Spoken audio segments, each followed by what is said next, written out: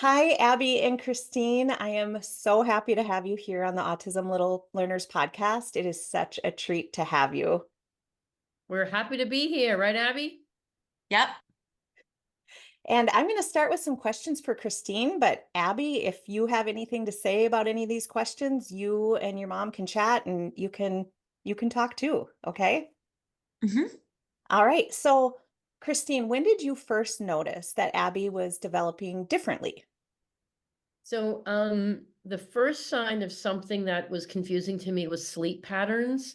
Abby would wake up, she was probably just over a year old, so let's say 14, 16 months, where she would wake up at 2 in the morning, but be up, like up for the day. There Mm, was no going back to sleep, and it was very confusing and draining. And I say to the pediatrician, I can't do this. I can't go on like an hour of sleep because babies wake up normally anyways for feedings, but this was very different and just ready to go for the day.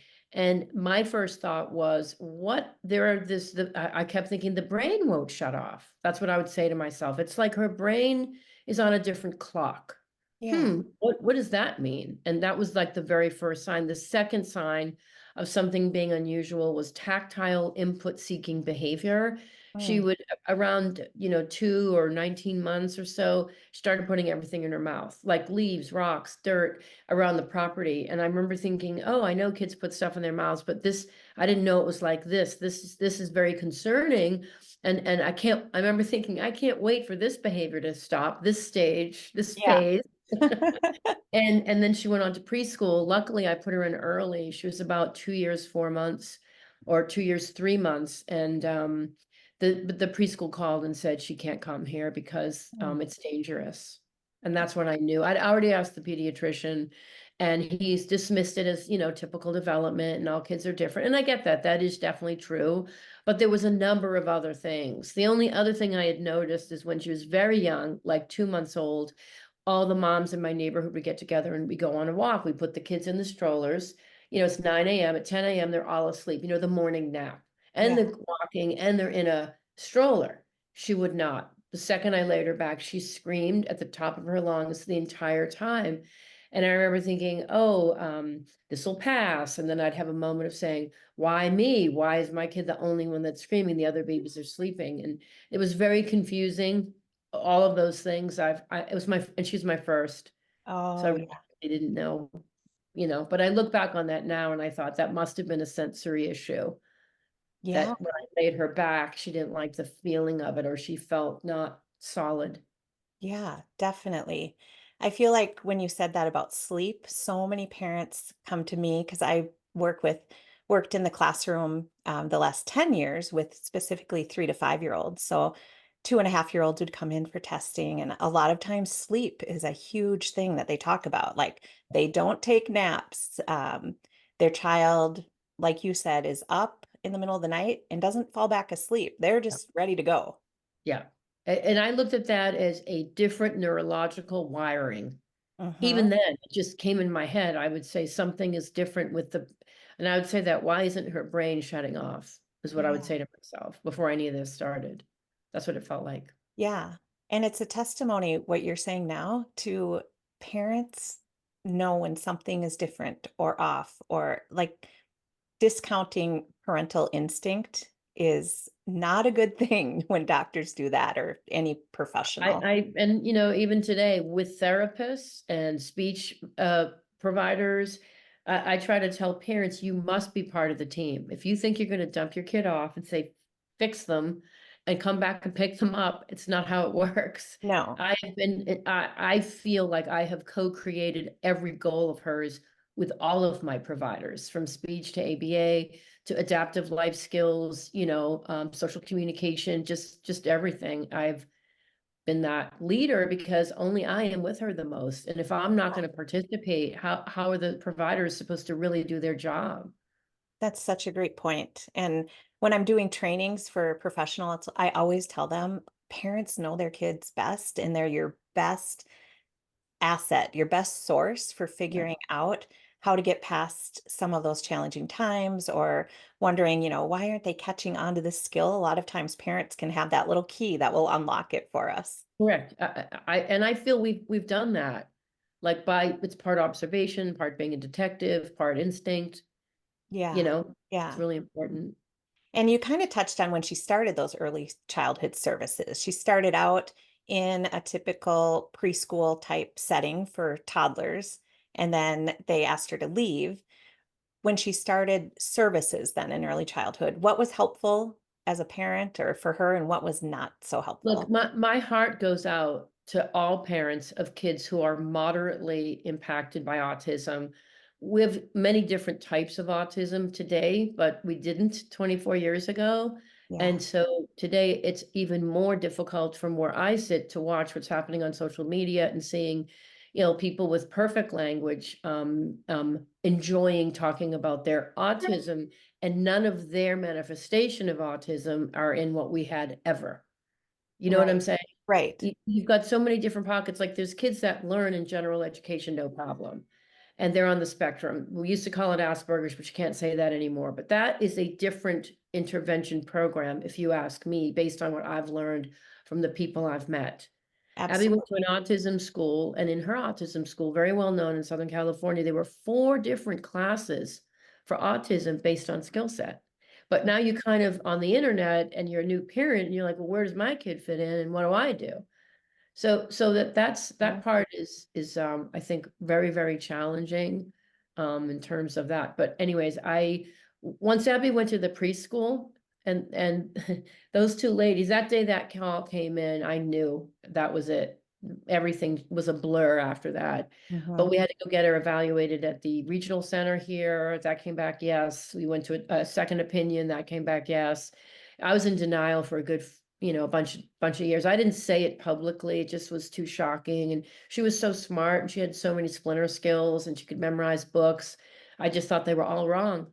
I said Yeah. wrong, and I used that term developmental delay because Yes. that's a way of avoiding what's the truth. And Yeah. it's funny because today a lot of young people are loving getting diagnosed because they feel it's an explanation to their atypical wiring. But Yeah. atypical wiring is different than deficit wiring. Just you Right. see, like one is just really processing differently, and the other one needs, every single thing taught to them manually, and they can Yeah. learn it, but those other people already learn it, but it's not coming out properly. Yeah, That makes that's a sense. great way of saying that because in my experience, I've been working first at the elementary level, then the early childhood level in more of a self-contained setting. So my students have all had high support needs in multiple areas or the majority of areas. So do you know what I mean? I Yeah. think that's kind of what we're talking about when we talk that difference that you're. I just wish, especially for young parents, because if you don't know what kind of autism your kid has, it makes treatment finding a needle in the haystack. It's so Mhm. much more stressful for parents to not know that starting point. Yeah. And in a perfect world, if I could meet in front of the American Psychiatric Association and talk about the DSM-5 to them, I would say, look, Asperger kids did not go away when you removed that diagnosis in 2013. Those Mhm. individuals still exist on the planet. High intelligence, poor social skills, and perhaps high special interest driven people. There's nothing wrong with not liking social. If you're an introvert, that's not a deficit. That's a preference, just how you're wired. If you're loud and obnoxious like me, that is also how I work. It's just how I'm wired. So if we could just acknowledge the skill sets, are they learning general ed curriculum? Yes or no? Are they processing language? Do they have pragmatic language problem? Are they nonverbal or are they non-speaking? Two different things. Is it more sensory based? Because there's a lot of, to me, people, like sensory integration dysfunction is to me the unsung hero in that we don't talk about it enough, and that can drive so many alternative behaviors. Or is it just auditory processing? Is it internalized autism, which is what I'm seeing with the Gen Z generation of people finding out that they're neurologically different? They Mhm. like to say deficit, which is what I've learned. I think difference is a more of a compliment on their functioning. So you have all this stuff. I wish we Yeah. had better language so that we had a better starting point so we could have better services for everyone impacted by this word autism. Absolutely. It is such a huge range spectrum. whatever you want to call it. And like you said, the strategies, the starting point for kids all under the umbrella of autism is going to be different. It's just more vague, and it's harder for Yeah. parents to know where to start. And I feel Yeah. like if we knew, if a student walked into you that was brand new and they were capable of doing general education, that's one type of brain. Yeah. We did not have that. General education was completely pointless. Abby was able to fake it and copy things off the board and just write down what the teacher told them to write. I remember getting a report. Abby, do you remember your Pocahontas report that you did? Oh, yeah. And it was like the words and the language as written were just completely something I knew she didn't know what any of it meant. I looked at it and I said, she's being compliant and she's just copying what they're telling her to write and doing it very, very obediently. And I said, but this isn't going in, this isn't helping her. Yeah. So that's when we sort of changed the program.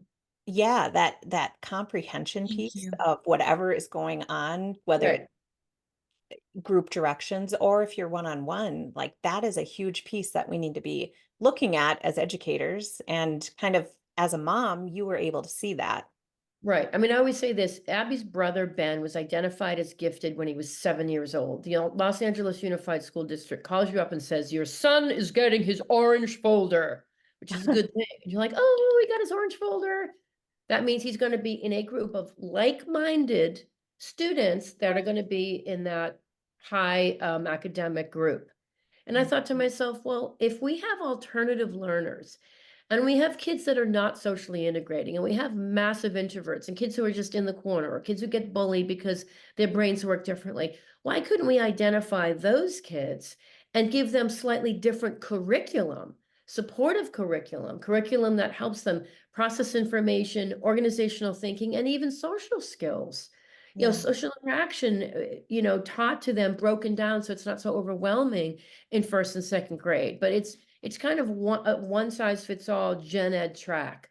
Sit Yeah. down, be quiet, Mhm. watch what I write, read this, and tell me what you learned. And too many kids don't learn that way anymore. And I feel like it's a big lost opportunity for better quality of life for so many people. And I feel like the Gen Z types of people that I see on social media who are very angry about their story, I feel like they fell through the cracks. Yeah, definitely. And I think depending on which state you're in, there are states that are like, we do the regular gen ed setting no matter what. And then there's states where you identify the setting more so during the evaluation process or during the IEP process, which then allows for individualization based on things that you are saying. And Right. it really needs to be, I think one of my questions was, what kind of advice do you have for special ed teachers and SLPs talking to families about autism? And I think a piece of that has to be individualizing, making sure that you are really looking at the child's strengths, how they learn best, and those challenges. And then the setting that they learn best in is in that decision making. It shouldn't be auto track, we only do this. Yeah.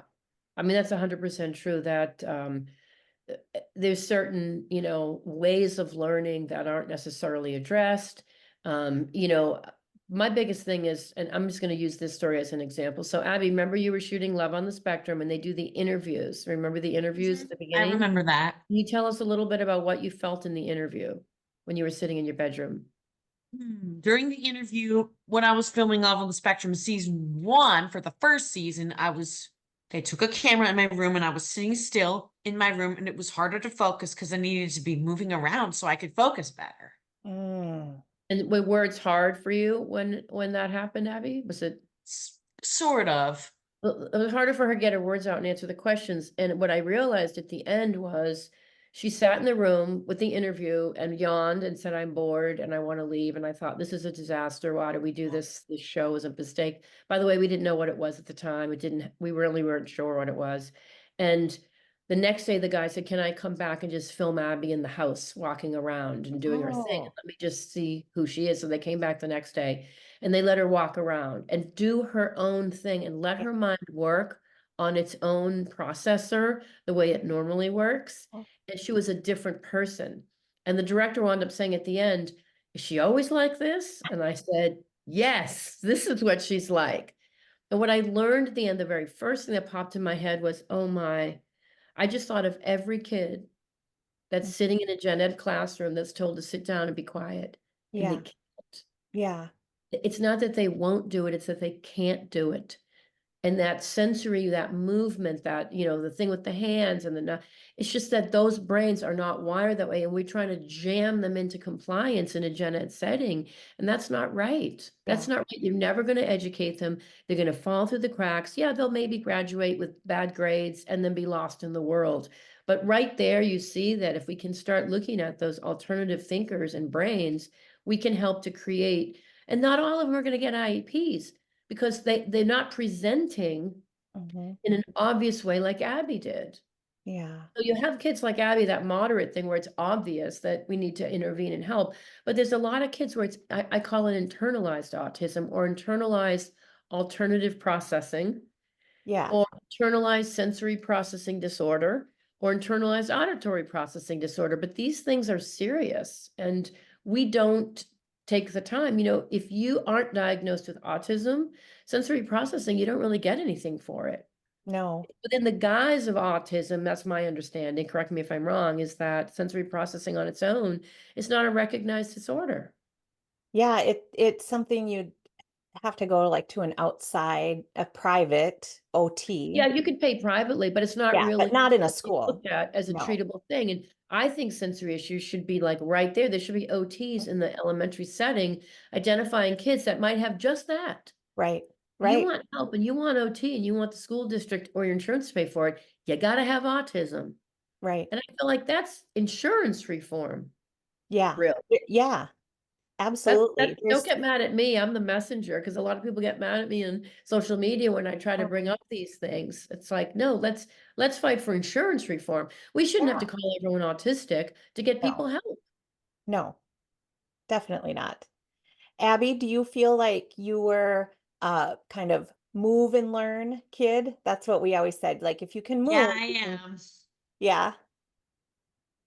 I know I went to a training once, really when I was new, a new speech language pathologist. And someone said, there are kids that are move and learn kids, not sit and learn. And so we tried to have kind of a move and learn area in the back, kind of behind group time. So if they were doing group time and we're doing calendar songs, then kids could stand up and move around and learn instead of having to sit. Do you think that would have Right. helped you? And one thing most, and speaking of being different, I've always loved mermaids my whole life. Oh, I love that. It's because mermaids wanted to be human, just like how I wanted to be neurotypical. And when they became human, they couldn't talk. That's how I Yeah. felt. So when you would try to socialize or try to do some of the things you wanted, it was harder for I you. felt like Ariel without a voice on land. Mm. How did that feel for you? Very uncomfortable. Yeah. Were you frustrated too? Yeah. Yeah. What finally helped? Speech therapy, of course, 20 years of speech. Yes. I love that because I'm a speech therapist. So I think that's pretty awesome that, One of the things we did that within the world of speech, we'll just mention this now, was that, pragmatic language was really, it wasn't the sort of the actual words, but it's accessing and organizing language, telling a story with a beginning, middle, and end, watching a movie and then saying, what was this movie about? And Abby would just say, I don't know, because she couldn't, it yeah. was way too much to try and organize. So it's accessing expressive language. And that not everybody now in the world has that. So we've really worked hard to break it down. But when she was quite young, we did, individual speech. And then they now third, fourth grade, they're like, okay, let's bring in another kid because, you got to converse. I was fine with that. I said, that's okay. But I found out that after about a year, and there wasn't that much progress in this 1 year. And I went to the school and said, how many kids are in the small group that I've requested in my IEP that just said small group therapy? Mhm. 13. Oh boy, that's like almost a whole classroom. Hello.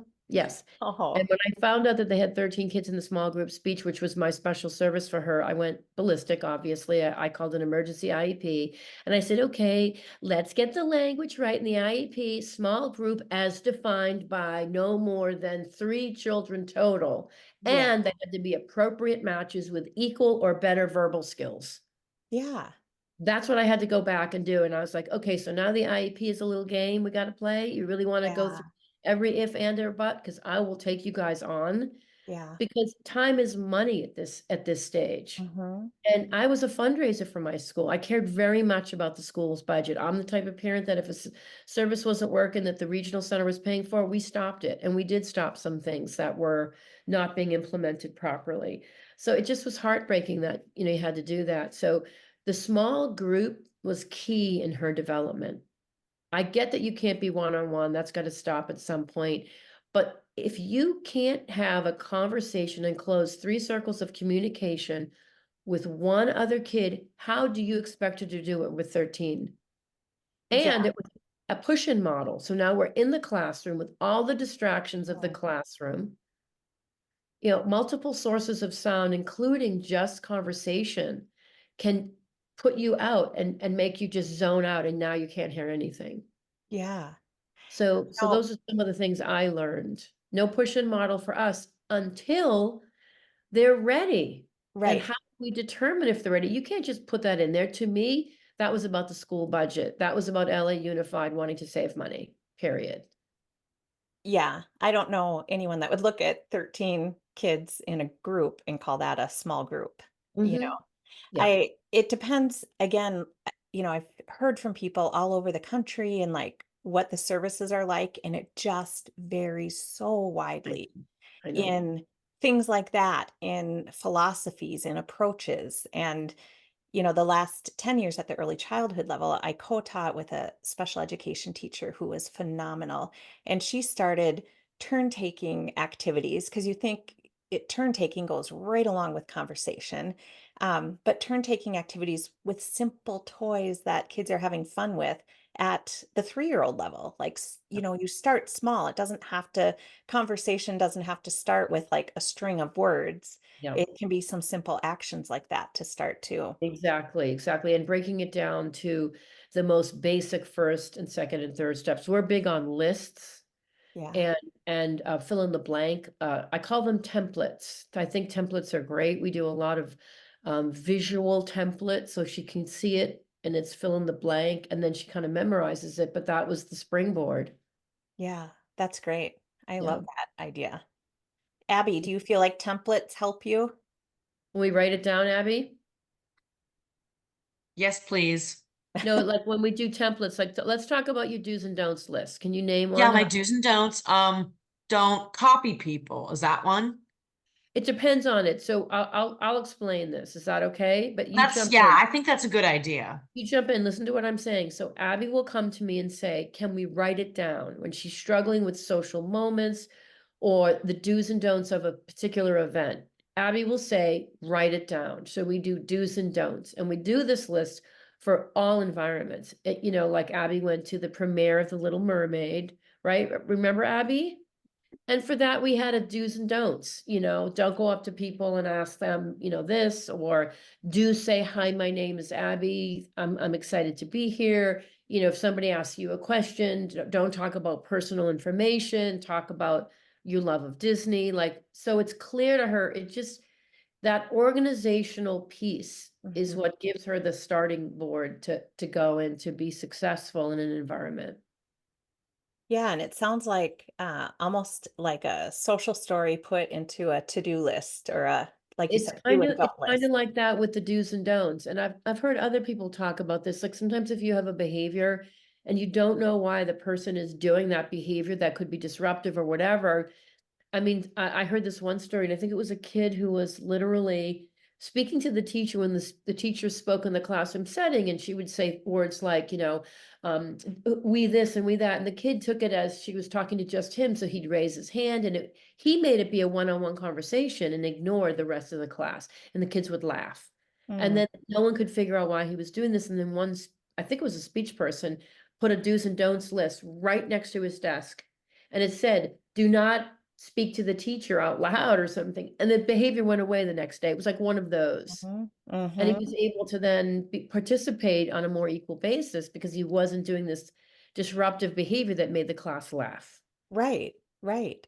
It makes me think of I taught in Denver for 1 year, and there was a student there who I think people were misunderstanding because whenever the class would go out the door of the classroom, he would slam the door shut. And it didn't matter if there was someone behind him or not. It was like this his routine.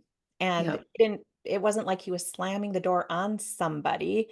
It was just when I'm the last out the door, I slam the door.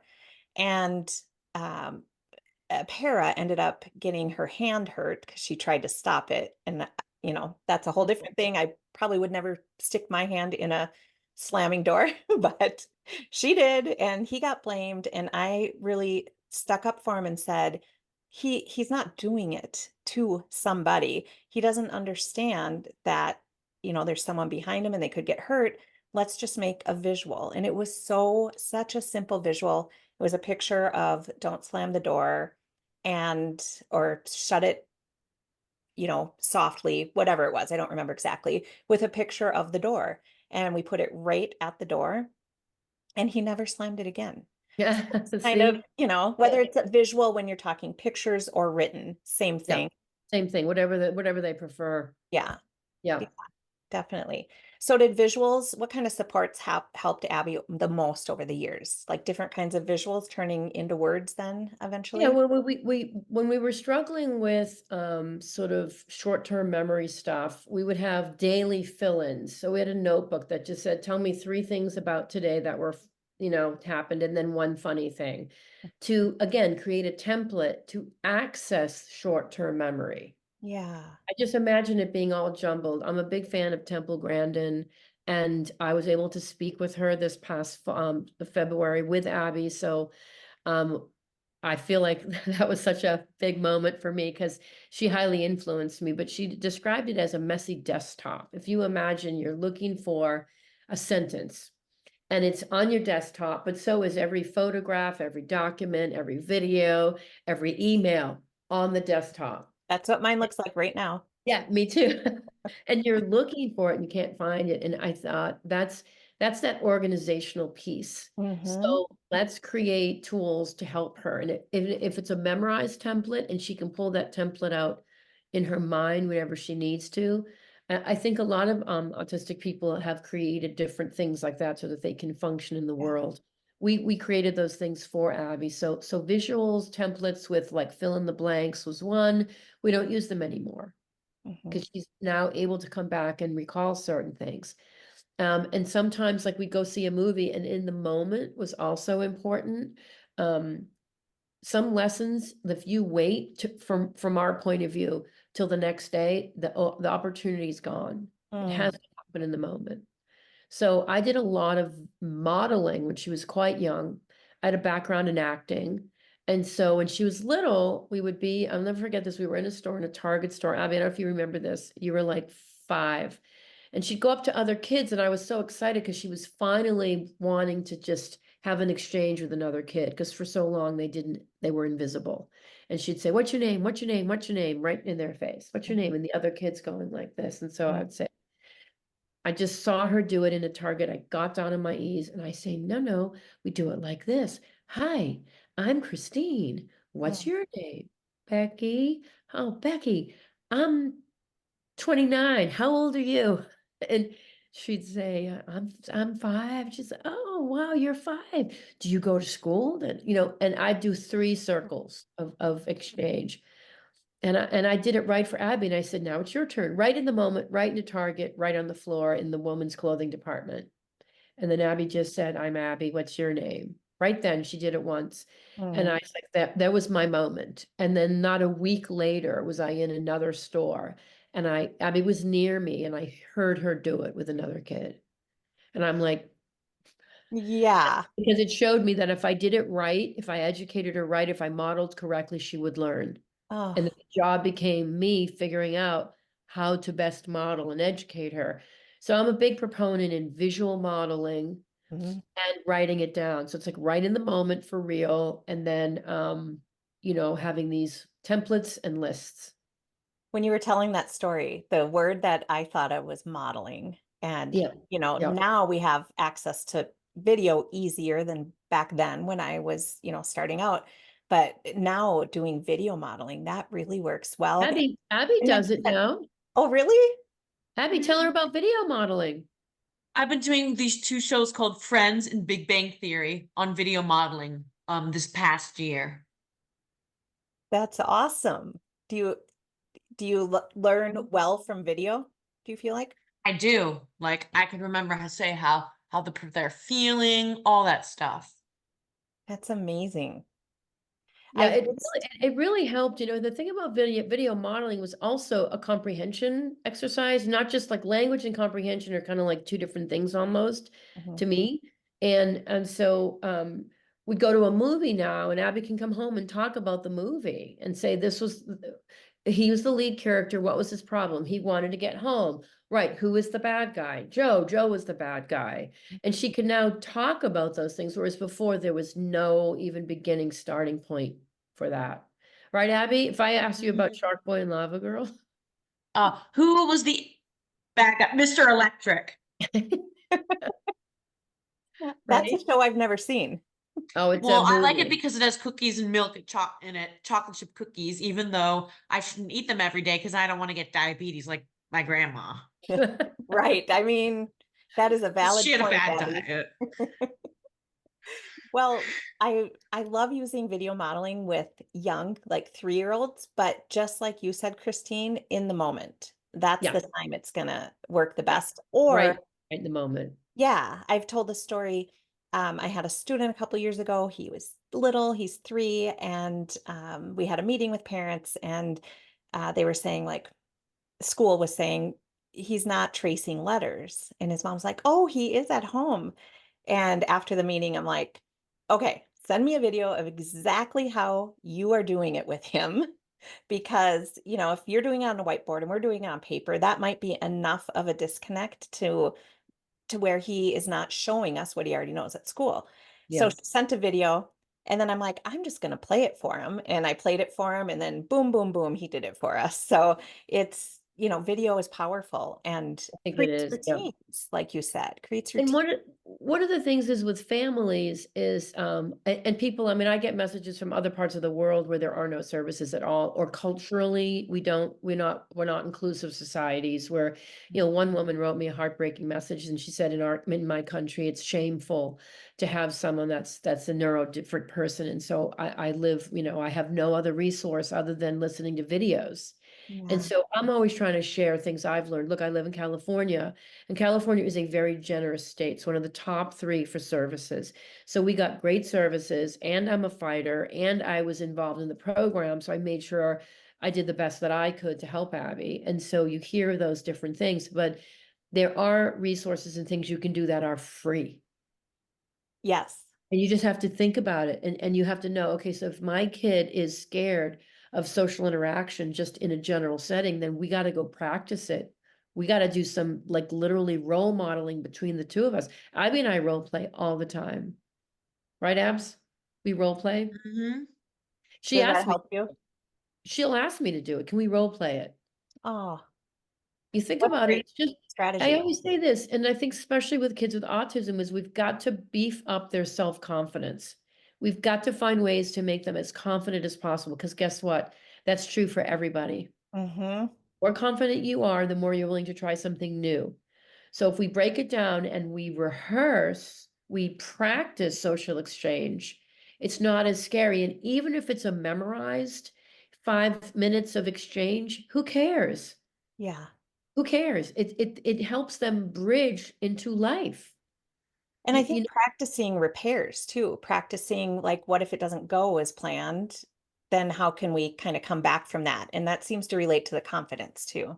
100%. So I'm always looking at ways to do those things, and then acknowledging to Abby how great she did. We did a big thing last night, which was real.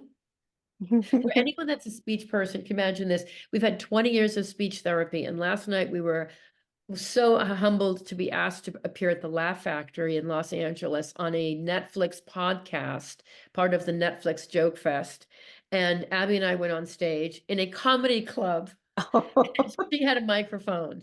I'm like, I'm like, how did I get here? What are How we did I doing? get here? This is so funny and crazy. And she did amazing, and she's telling funny stories. And Oh, you just don't know, but you don't give up, that's for sure. And yeah, we've been working toward this for yeah. a And long time. looking back over those years, Abby, how old are you now? I'm gonna be 26 in 3 days. Oh my gosh, my daughter is 26. She is? Yeah, her name's Sophie. Sophie, I love that name. So you were both born, oh no, she was born in 97. You must have been 98 then, huh? Yeah. Yeah. Cool. Maybe you guys can meet someday. She lives in Portland, Oregon. Do you know where that is? Yeah, it's north of here. Yeah. And then she has one of her best friends from high school lives in LA. Nice. Oh, Lives down cool. there. Hey, Yeah. Mom, can I have a break? Do you want a break? Yes, please. Okay, take a little break and then come back in a few minutes, all right? You need to move around. Can, yeah, Yeah. oh, You've can, I probably haven't been even eaten waiting. yet. Okay, why don't you mute your microphone? But Abby was so anxious as a young child. Her anxiety was absolutely paralyzing. The world was terrifying and Mhm. scary. Autism is supposed to be a disconnect. She was attached to me like an appendage. It was not my thing. I am not that patient out of the gate. I've learned to be patient, Mhm. and it was really one of the scariest times of my life. Is just I just didn't know what I was doing wrong. It was very confusing and whatnot. So when Abby was quite little, I had to go into the therapy rooms with her or she wouldn't go in. We couldn't get her in the rooms. And speech was one of them. So one of the best speech teachers here who was life changing, her name is Beth Phillips. She was located in Southern California, and Abby would just tantrum if I was on the other side of the door. So I thought my hour to get caught up is gone. So she Yeah. sat on my lap for a year and a half, Mm. from 3 to 4.5. So I watched closely one of the best speech therapists for a year and a half, 1 hour a week. So it was not just that therapy, but every therapy. Like last night was just so funny seeing Abby at the Laugh Factory. And I love doing funny, crazy, silly things. We're gonna go see monster trucks Yeah. next week. Like I've never done that Awesome. before. I just think it's gonna be so funny. Like I can't wait. But it's about actually Experiences. deciding that you're going to be happy. And Yeah. even in autism, deciding that you're going to help them be the best they can be. No expectation. Do not compare your autistic loved one with anyone else. You got to look at where they're at because we have no idea where they're going to wind up. All we can do is just keep helping, supporting, and trying to be that bridge. Yeah. Um, and I was supposed to say one of the things we did for Abby when we were talking about trying to break down autism and figure out what skill set. I call it skill set. One guy on the spectrum did not like that term, so I want to acknowledge that. I don't know what else to call it. Yeah. It's not what they can't do, but what they can do, you know? Yeah. So Abby was a great learner if she was up and moving. So when Yeah. Abby was 14, we switched everything to vocational education. We pulled her out of general education completely and we put her in the vocational program. And to this day, she says thank you to me Mm. because sitting there reading, and the other thing about reading was Abby described it one time that the letters were dancing. Now, Mm. that's not dyslexia, though. Temple Grandin describes it as that it's a visual processing deficit, that the letters are moving when you look at them. And because dyslexia, you might see things backwards and things like this, but Temple said this to me. And that's why we got Abby a little window so she could follow along the words and try and do it that way. But that made learning difficult. At one point she said Yeah. it hurts. She said it hurts to look at and read stuff. Mm. So in IEPs, we always had double spaced and enlarged print for everything to make it easier. But this vocational thing, because I kept thinking life skills, life skills, life skills. And it was the best choice we could have made for this type of autism. See, a Awesome. lot of parents will think I've got to get my kid to their high school diploma. Abby has a Yeah. certificate of completion. I always said this, it's who she is when she walks in the room, not some piece of paper that no one's ever going to ask for. That's a societal event that we have put on our kids that they have to do this thing. And I disagree with it. It depends on the individual. You know, when you were saying that, it made me think of Brenda Smith Miles has been in the autism community as an educator for a long time. And Yeah. way back, long time ago, probably in the 90s, she said, life is lived on life skills. And Yes. it's true. Like after school's done, it's the life skills that are going to help someone be more and more independent and self oh, I can't come up with the word. Self-sufficient. Yes, self-sufficient. Thank you. Hi, Uh-huh. Abby, you're back. Hmm. I mean, you know what? We were just talking about vocational training. Yeah. You want to talk about that for a little bit? I was in the curriculum in Village Glen was useless for me. I mean, to me, it was useless. And what So my helped? mom got me switched to job training. And that Tell was us what much you did. better. Yeah, tell us what you did in those programs. Tell us about both I programs. got a job at Kmart in job training. And unfortunately, Kmart went out of business. Oh yeah, it did. Went out of business. Okay, now tell us what you did after high school. I went into vocational job training school and was in a program called Textiles, and that's how where I learned how to knit. Oh, okay. So look what I've got here. Wow, Oh, that's the one I made. You made it for me. And I had to have it here with my shirt. Gabby. Wow. So I would love to ask you more about the hats too. But first, I'm going to finish one more thing with your mom. I'm going to ask her, what is a word she would use to describe your progress, Abby, over all those years, from then till now? Miracle. Mm. What do you think of that, Abby? She says you're a It's miracle. amazing. It's definitely a miracle. Yeah. And what word would you use to describe Abby as a person? Angel. Oh, Hmm. She's like an angel. She's like a little fluttering angel butterfly coming into your room with light and energy and always. Um, I'm like the blue fairy from Pinocchio. I love that.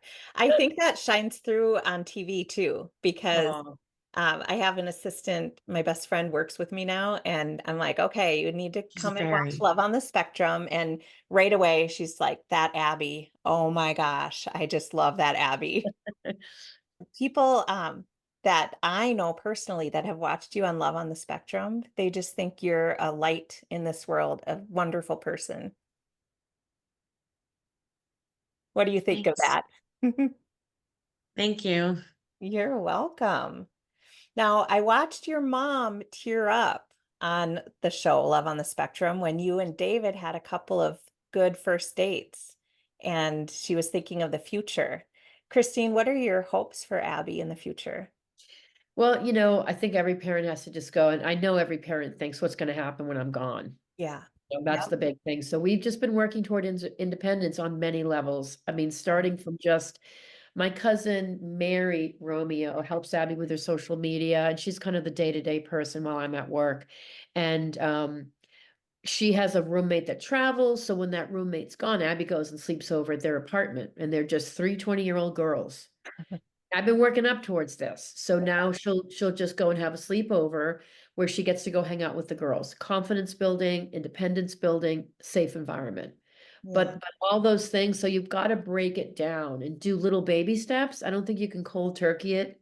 We've looked at other living situations. We started when she was 18. So we're doing all that, but you know, and she and David are doing great, and he's truly a blessing. His family's amazing, and I hope that at some point down the road, Abby and David will live together and they have there's like a townhouse condo situation that maybe she could move in there, and they'll still have to have some sort of sensory space, like for sure. Yeah. But that would be kind of my dream, you Yeah. know. Definitely. What do you think of that, Abby? What do you think of living with David someday? I would love it. I heard you say you would love to have a candy jar on your dining room table. And trained wild cats in our backyard. Lions, lionesses, Amazing. mountain lions, bobcats, tigers, white tigers, and snow leopards, regular leopards, and cheetahs and coracle cats. Are cats your favorite? And house cats too. Really? House cats too. I That's hope to awesome. get a gray tabby cat as a pet. Yeah. Well, Abby, can I ask you a few questions now? Mm-hmm. I know we already talked about what you felt like when you felt like Ariel. Do you feel like that anymore ever? I still do sometimes. That's why I'm always gonna like Ariel Yeah. forever. And mermaids, because they're still important to me today. Yeah, absolutely. Well, Abby, when you were little, what kind of things were hard for you? Language was extremely hard. I couldn't join conversations. I would walk around in circles talking to myself. And I had something called echolalia, Oh, where yeah. you repeat things you hear. Yep. And I Yep. felt very isolated and alone. Mm. And can I tell her the story about how I used to copy typical girls? That makes sense. Yeah, and I would get extremely jealous of neurotypical girls, and I would copy them. Like whenever a neurotypical girl would sneeze, I would sneeze because I was wanting to be like them, but I couldn't join their conversation. My brain wouldn't let me. Yeah. So copying them made you feel a little more like them? Yes, and whenever would they would a typical kid would fall asleep, I would fall asleep. How would they react when you copied them? When they heard me snore, they'd be uncomfortable. Yeah. Yeah. I think some people get kind of like anxious when people copy them, or else they get mad or something. And I would call neurotypical girls mermaids because Oh, mermaids felt isolated and alone. yeah. So Yeah. that behavior, just on a side note, I didn't know what that was, and I know she was doing it, and I couldn't figure it out. And when I learned it was because she was trying to be like them, Hmm. it's Because I heartbreaking. didn't want to feel left out in the cold. That's an idiom. So sometimes I think with behaviors, we have to think beyond what it looks like, and if we can get to the antecedent or the cause, we can find out, and we can have empathy, we can understand, and we can maybe not be so judgmental with changing a Yeah. behavior. But if we can understand why she's doing it, that's to me, once I found that out, I had a lot of emotion Yeah. behind it. Yeah. But I we can. did let her Yeah. know that it made other people uncomfortable because it furthered the isolation. And the Right. kids weren't necessarily mean, they were more confused. Yeah. It's kind of that twofold of figuring it out, Yeah. but also, having empathy for your daughter, but also trying to direct it in a way where it's not going to make her ostracized or be left out. Right, but, again, with modeling, I would model copying back to her. Yeah. I copied her. Yeah. Now, Yeah. some people might think that was terrible thing to do and mean, but I would say she doesn't see the impact of copying. I Mhm. must show her. So I'm gonna model it for her, and I did. And it made me uncomfortable. Thank you for giving me an example. She got mad at me. When your mom copied you, you were like, "Oh, I don't like this." Yeah. Yeah. It's because we had a girl living next door who I got extremely jealous of. Mm. And I kept calling her mermaids and lava girl. Right, but we don't do that anymore. You've moved past it, so that's a good Yeah, it's thing. because the Yeah. reason why I called her lava girl is because I didn't want her to be in the water. I wanted her to be in the boiling sun. That's why I did it. Yeah. But that's all jealousy stuff, Abby. That so I so was just a child when I had jealousy. yeah, Yeah. but you've moved on and you've done so well. Well, and sometimes I think with my former autistic students, sometimes when they would say things, it's not literal, right? Yeah.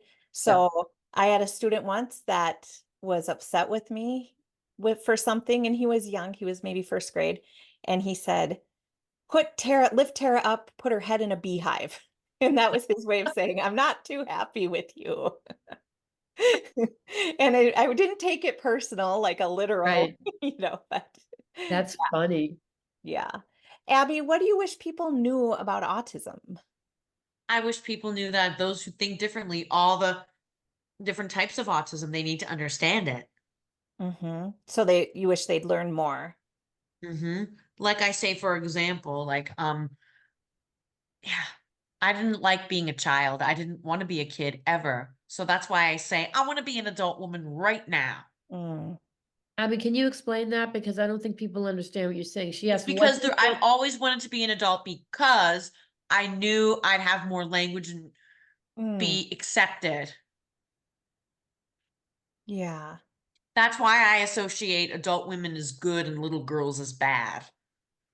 that So makes this sense. this is this is all thinking in memories right now. So she's going back into categories and memories, which is kind of Because I a wrote a song about it.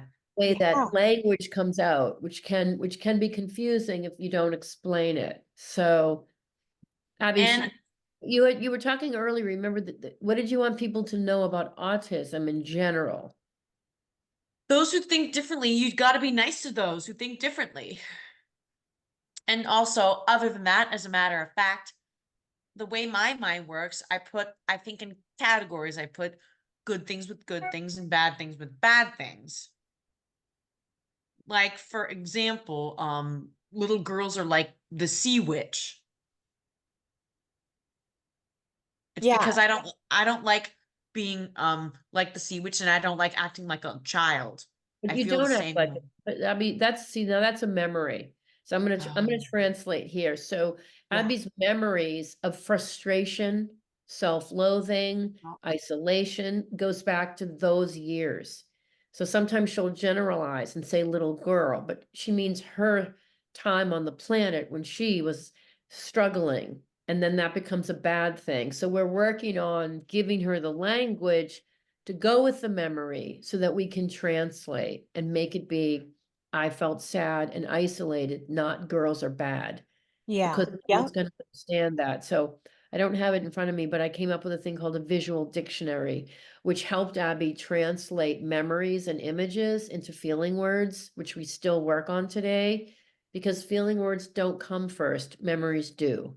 mm-hmm, Now, Gestalt language processing and processor. I don't know you guys because I've talked to different people about this, and some in grad school are learning it. It's relatively new, is my yeah, understanding. But I do think that there's a portion of that that's connecting memory with language and in chunks. So certainly I'm trying to now, one of Abby's struggles is joining a conversation, like what's going on. And I've noticed it's like she's not hearing us. Like yeah, right yeah, now, yep, not hearing us. And there'll be a key word that pops in. Like if I say ice cream, see, look at the eye contact. What did I just if say, Abby? ice cream, I would say that uh that I would say that Disney princesses eat ice cream. Yes, two good things. So, yeah, but anyways, there's something in that I do think is actually really crucial to this kind of autism, mm-hmm, the memory language connection. And feeling words then have to be modeled visually next to the memory. And yeah, so I created that for her. And I drew pictures of certain memories. Abby, want to tell her about the clubhouse? The clubhouse. Whenever I'd see a program I really didn't like Tierra del Sol and Van Nuys, I would every time I passed it, I go, "That's the clubhouse." So the clubhouse was the place Abby went to when she was 4 and 5, and she did not like it. It was a bit traumatizing because the kids had some severe behavior problems. The teacher did not tell me this, so I didn't know what she was being exposed to in this classroom setting. yeah, Caused a lot of anxiety, and so that became anxiety. The clubhouse. That's the clubhouse. At the clubhouse, the clubhouse. And so I drew a picture that said clubhouse, like a building. yeah, Clubhouse, and I put some kids crying in front of it, but I put, And spinning it. It was ugh. mm, I'm scared, I'm shocked, I'm terrified, I'm afraid. I wrote right under it so that she could visually see the feeling word with the memory. yeah, We're not taking away the memory. That's how her mind works. We're yeah. actually honoring the memory, but can we add in a layer of feeling word, descriptive language so that she can be understood? Christine, I love that description and that approach. And even Abby, when you're talking about the sea witch and little girls, like maybe because I've worked for 25 years with autistic kids, And it also, totally makes sense to me. Yes. I also say that crying babies are gluten free. That's a two bad things I don't like. You Yeah. don't love gluten-free, and babies No. crying are not Yeah, we fun tried to it be and I around. hated it. Yeah. The visual dictionary. Abby, you liked the visual dictionary, didn't you? Yeah, let's finish this topic and then we'll move on to that. Okay. You want to But talk about that, huh? but I think like it's taking how the autistic mind works, The Mm-hmm. visual trying to dictionaries, add something or give them, it's just so that they can be independent and be understood. Yeah. And So a great way to teach those emotion words, because yeah, emotions are related to experiences. And I think that's what you're talking about with Gestalt language processors. I yeah. think students that I've had, Willie, who's 30 now, he and my son played together all the time. And he had an indoor pool. And their thing they would do is they'd throw the weights into the pool, go down, dive them, get them out. Well, my son went over there once and they had replaced the liner because it had ripped. The new rule was to not put the weights in the pool. Boy. And Nate didn't know. So he threw him in. And then Willie was like, oh, it was a big emotional moment. Wow. Anytime he sees Nate still, he asks about putting the weights in the pool. And Wow. it's like his way of, I don't know, he's remembering this traumatic moment in a way for him, lots of feelings. But, like you're saying, if we put that in a visual dictionary, even for him at age 30, and the feeling words that go with it, that could be very powerful for him as a strategy. Exactly. And I think that parents and caregivers need to look at what are the targeted behaviors or what is the social language that's stopping conversation. You can't go up to somebody and say that's the clubhouse. No Right. one's going to interact. And that's why when I get a lot of this criticism on my social media, it's people that don't understand any of this part of autism. And to me, this is such a big part of some on the spectrum that are Yeah. moderately impaired. But if we can give them that bridge, you see, that's not necessarily taught anywhere, but I remember she was like 12 and I just one day was just like, my God, she's thinking in memories. She's using memories to describe feelings. I was like, and I Yeah. remember I was actually in a therapist's office and I'm saying, she's using memories for feelings. I said, give me a piece of paper, give me a crayon. And I Yeah. just Yeah. clubhouse and I did da da da da. And I go, see, this is what this means. And Abby was like this, and it's really worked. And she doesn't do it every time because Yeah. a lot is through repetition. It's just through repetition. We're able to keep doing it. So never give up on it. You can't expect a neurological pathway to change overnight, but you can definitely slowly retrain. And that's the way I've always kind of looked at it, Yeah. honoring the memory. I always say, have your memories. You can think in memories, but just think it to yourself, but translate. Yeah. Because someone else isn't going to understand that's a Correct. clubhouse. They're going to take Correct. it literal Yeah. unless you kind of do that translation for them. and I have to tell you something. In the clubhouse, they had toys I was no interested in. Mm. So Just lots of boys' toys, things. which I hated. Oh, yeah, I bet you did. Yeah. That's Some why I say that that's why I say that Disney villains only like the boy stuff. Well, you got two bad things there. You see how she's Yep. categorized. Yep. Yeah. Yeah. And and I would say that boy toys remind me of eating vegetables and gluten-free stuff. Yes. That makes sense. I mean, especially the way Because I you and didn't like your that mom diet and explained I it. didn't like those toys. Yeah. Just to give an example about how we tried it and it didn't work. Right. We tried that, it didn't work. And, a lot of things we tried, but if I could go back and look at it sometimes, but you just don't know. No. The Clubhouse program, Abby did not have the expressive language to tell me I don't like it here. She couldn't say I'm traumatized. She couldn't say this kid spit on the floor, and that was very traumatic and gross for her, as it would be. So she was very aware what was happening, but she couldn't say that. And the teacher, of course, said Abby's doing great, the program's great, she's doing excellent. Why? Because we were vended by the regional center to go to the program and they want to keep that classroom filled. They Mhm. wanted 12 kids in that class. So they're not going to say this isn't the right fit because then they've got to wait and they're going to lose money.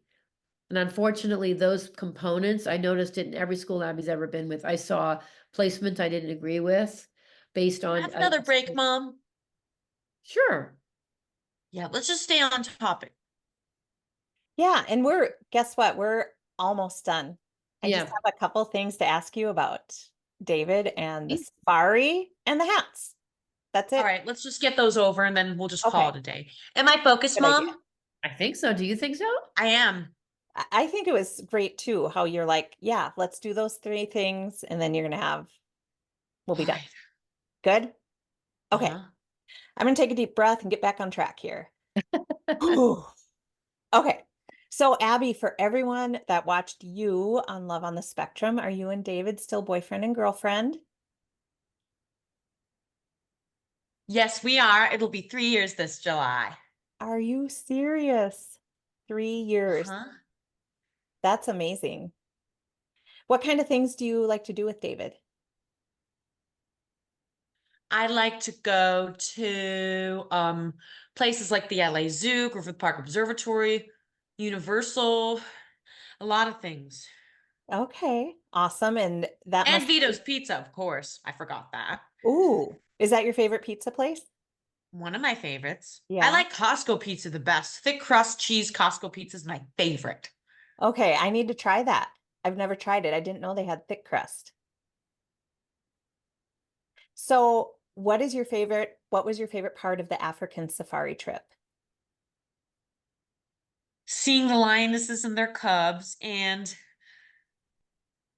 going to the Maasai village. Awesome. And did David love it too? He loved it. Oh, good. Okay, one last question, Abby. I'm going to put my hat back on. Can you tell us about these hats that you make? It all started out when I was in a vocational job training program at Miller CTC. Okay, and so you learned how to knit, I did. and do you enjoy it? I do. Do you? Yes, So I do. you know what? My niece, who's 10 years old, she has learned how to crochet. I think it's maybe similar, right? And she makes like little animals. I should Oh, see if she can make you a lioness. Should That I would be check? lovely. She might have to like learn how to do that, but maybe I could send you one if she can make it. Does that Thanks. sound good? You're welcome. Mm-hmm. I'm Okay, going to give you a so little anecdote about the yeah. hat thing, just for parents and caregivers, if there are any. You know, Abby was at a training program and weaving was the program, but they only taught the kids part of the weaving, not all of the weaving. Like many of these programs, they put limitations on them because they're Mm. special needs kids. Like if you're in bakery, you can't use the oven. You can mix the ingredients, but you can't open the oven door because of liability. So then Oh, there's certain things where they stop you. So with weaving, they only did part of the weaving.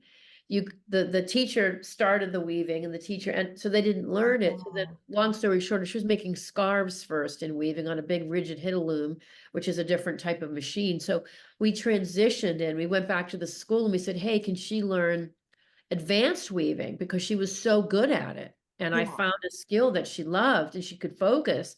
Teacher agreed, teacher thought it was great. Principal said, no, we don't do that here. No advanced weaving. And I said, but I could build a business out of this. He said, yeah. we don't do that here. And it was a flat out no. And I was very down and very depressed. And I told the teacher and I said, the principal said no. And she said, well, I'm retiring. I'll come to your house and I'll teach you myself. So the teacher came to my house on Saturdays after she retired and she taught us how to do circular looms, which we could do at home. And that's how Awesome. the hat business really took off. Wow. Well, I have to tell you, it's like the softest hat I've ever had.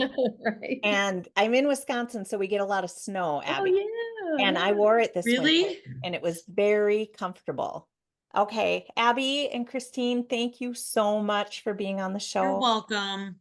Thank you for having us. We appreciate all of our therapists more than you know. Every single one of them. We've had a lot over the years. Awesome. And Abby, I'm going to put in the show notes where people can click. I'm going to put your merchandise and your hats and all of that.